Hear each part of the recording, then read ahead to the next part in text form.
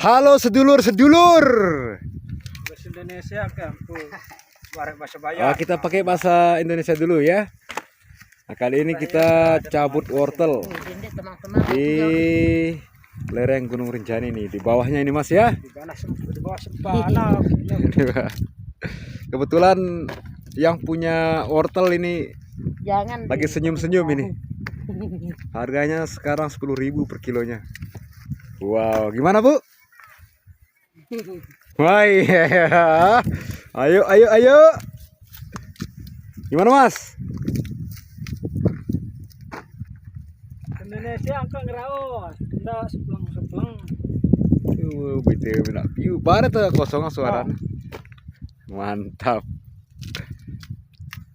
Indonesia ini nih. Ini bau anak dengan tuh entah 10,5 kenotan tuh. Yang mana apa?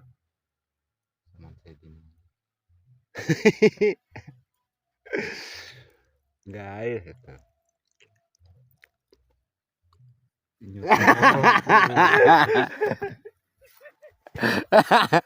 zaman Zaidin Ali gitu, licik.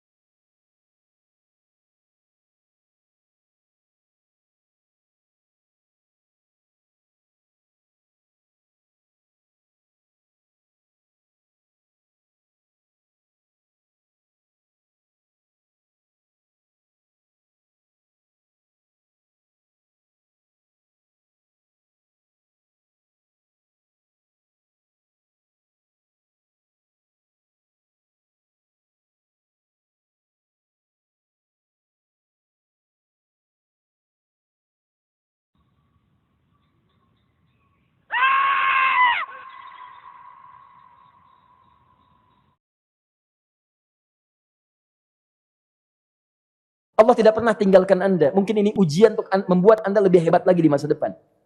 Kalau Anda tidak tahan bantingan yang sekarang, bagaimana Anda bisa mengatasi pelintiran yang akan datang? Semua keadaan jiwa kita, hati kita, perasaan-perasaan kita sudah lebih dulu bahkan pernah dirasakan oleh Nabi Muhammad SAW. Kalau Anda pernah gelisah, Nabi dulu pernah gelisah. Kalau Anda bahagia, Nabi juga pernah bahagia.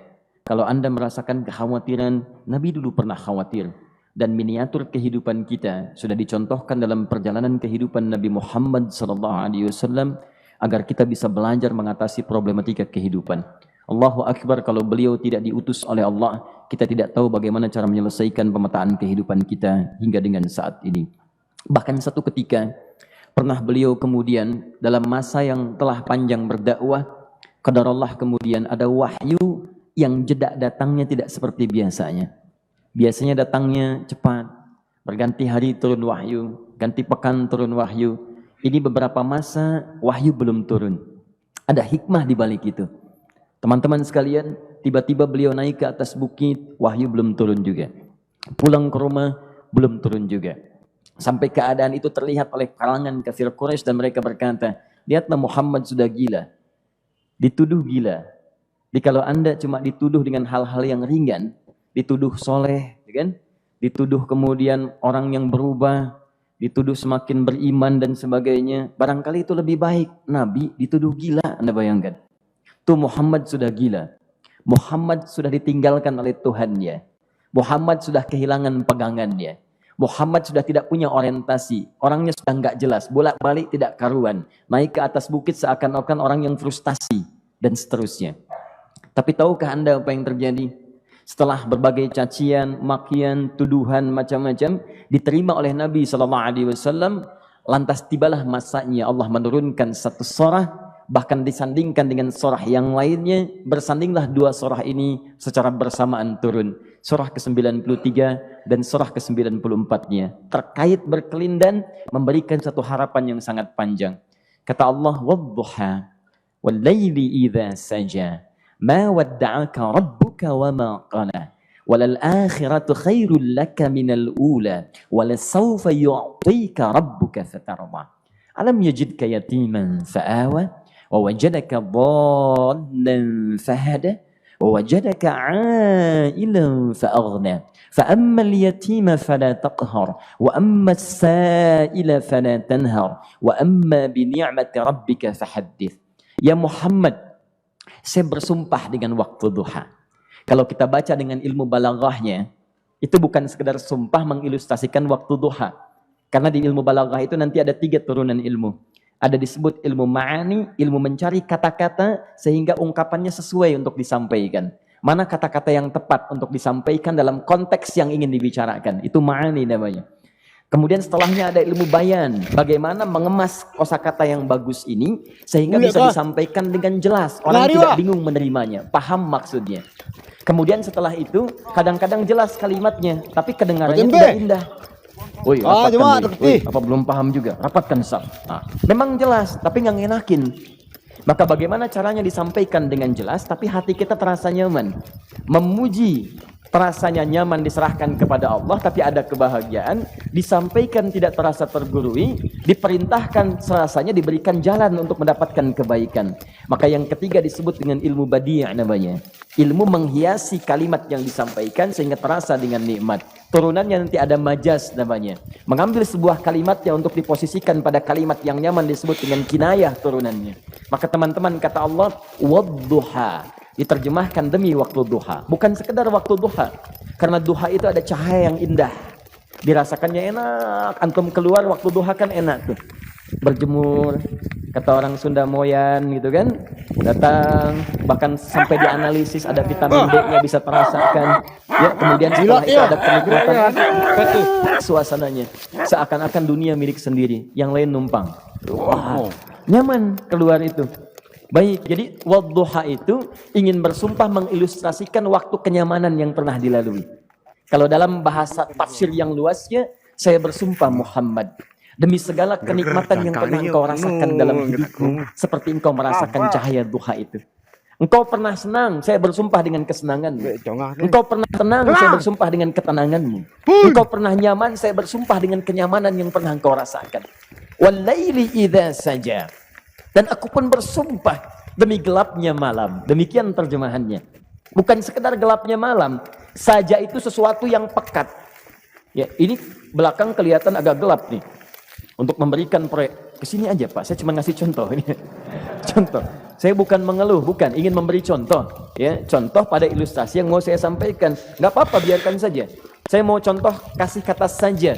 Ya, ini belakang agak gelap untuk memproyeksikan cahaya ke sini.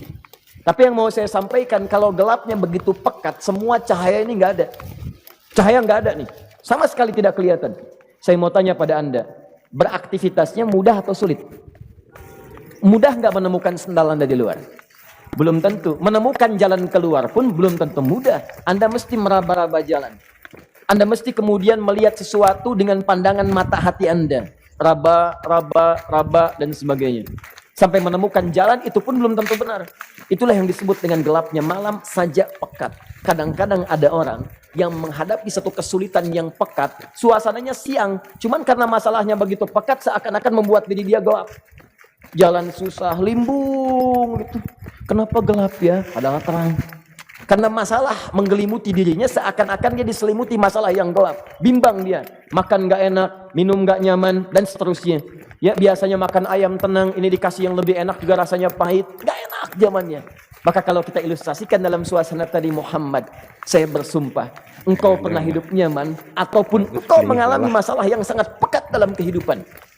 Engkau alami sesuatu yang dahsyat. Sampai engkau bingung, bimbang, pekat. Mereka menuduhmu dengan macam-macam. Ma wadda'aka rabbuka wa ma qala. Saya pastikan kepadamu, dalam keadaan nyamanmu seperti dulu, ataupun engkau bimbang seperti sekarang, Tuhanmu tidak akan pernah meninggalkanmu ataupun menuduhmu gila. orang-orang yang dekat dengan Allah Subhanahu wa taala, maka Allah akan menjaganya baik dalam keadaan yang tenang dan nyaman ataupun dalam kesulitan yang luar biasa. Walal akhiratu khairul laka minal ula.